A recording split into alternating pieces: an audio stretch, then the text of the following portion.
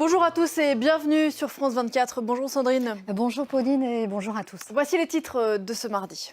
Et à la une, le Pakistan en état d'alerte après ce carnage en pleine prière à Peshawar.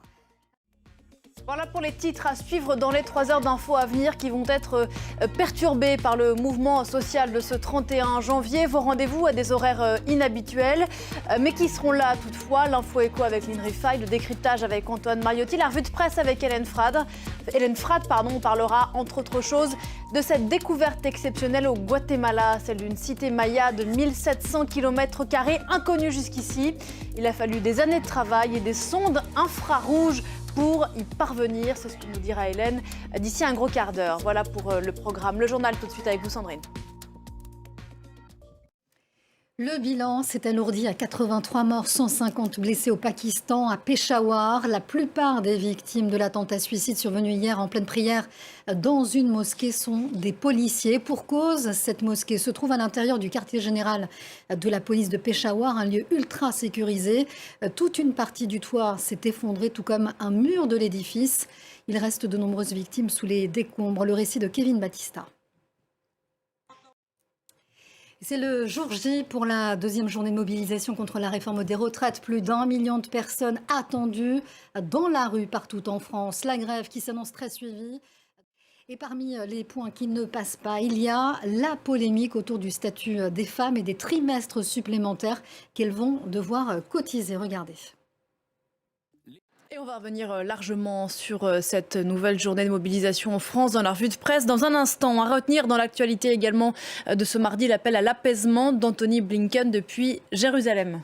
Oui, la flambée de violences meurtrières en Cisjordanie ces derniers jours s'est invitée au menu de la visite diplomatique. Le secrétaire d'État américain a exhorté Israéliens et Palestiniens à des mesures urgentes pour un retour au calme. Alors va-t-il être entendu ? Il est attendu dans la journée à Ramallah auprès du président de l'autorité palestinienne. Le récit de Khalid. C'est le 3e voyage en Afrique pour François depuis le début de son pontificat. Oui, on prend la direction de la RDC. Le pape François qui est à Kinshasa avant une deuxième escale au Soudan. Ce sera vendredi. Le souverain pontife doit arriver là-bas aux alentours de 15h heure française. Une visite qui avait été reportée pour des raisons de santé et qui suscite de nombreuses attentes, forcément dans un pays aux 45 millions de catholiques. On voit les temps forts avec Kevin Battista. Et on va prendre maintenant la direction du Brésil avec cette question. Jair Bolsonaro cherche-t-il à échapper à la justice? En tout cas, il cherche à retarder son retour au pays après avoir dit qu'il rentrerait fin janvier des États-Unis. Le Brésil, pour le coup, on y va avec la dernière escale d'une tournée diplomatique de 5 jours menée par le chancelier allemand Olaf Scholz. Oui, c'est un déplacement axé sur l'économie, mais où il a aussi été question d'environnement pour préserver l'Amazonie notamment. Olaf Scholz a promis 200 millions d'euros au président Lula. Les précisions de Khalid. Bienvenue à vous si vous nous rejoignez dans Paris Direct. Les principaux titres de ce mardi avec vous Sandrine.